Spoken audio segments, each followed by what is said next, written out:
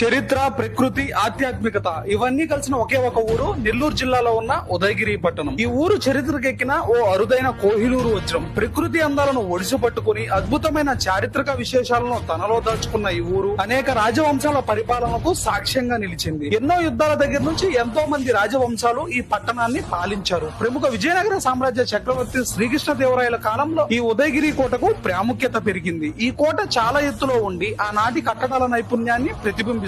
ఈ పట్టణానికి ఉదయగిరి అనే పేరు రావడానికి కారణం ఇక్కడి కొండల మధ్య ఉదయ భాస్కరుడు ప్రకాశించే తీరు, ఆహ్లాదకరమైన వాతావరణం, హరిత ప్రాంతాలు, చెరువులు ఈ ప్రాంతాన్ని మరింత ఆకర్షణీయంగా మారుస్తాయి. ఈ పట్టణం అనేక పురాతన దేవాలయాలకు నిలయం. వీటిలో అత్యంత ప్రాచీనమైన శ్రీరంగనాథ స్వామి దేవస్థానం, మరొకటి ఉదయగిరి బ్రిడ్జ్ దగ్గర నుంచి కనిపించే కృష్ణాలయం. ఇవి విజయనగర సామ్రాజ్య కాలంలో నిర్మించబడ్డాయి. ఇక్కడి శిల్పకళ, పెద్ద గోపురాలు, బావులు, మండపాలు, గోడలపై ఉన్న శిల్పాలు, దేవాలయం చుట్టూ ప్రకృతి సోయగాలు భక్తులను ఆకర్షిస్తాయి. ఇప్పుడే ఇంత అందంగా ఉందంటే అప్పటి రాజవంశుల కాలంలో ఇంకా ఎంత అందంగా ఉంటుందో ఈ ఉదయగిరి పట్టణం. ఈ ఊరు చరిత్ర, దేవాలయాలు, ప్రకృతి అందాలు కలిసి పర్యాటకులకు ఒక అద్భుతమైన అనుభూతిని అందిస్తాయి. ముఖ్యంగా చారిత్రక అధ్యయనం చేసే విద్యార్థులు, పరిశోధకులు, భక్తులు, ప్రకృతి ప్రేమికులు ఈ ఊరిని తప్పక సందర్శించాలి. ఉదయగిరి పట్టణం కేవలం ఒక పట్టణం మాత్రమే కాదు, ఇది తెలుగు భూభాగం యొక్క గొప్ప వారసత్వాన్ని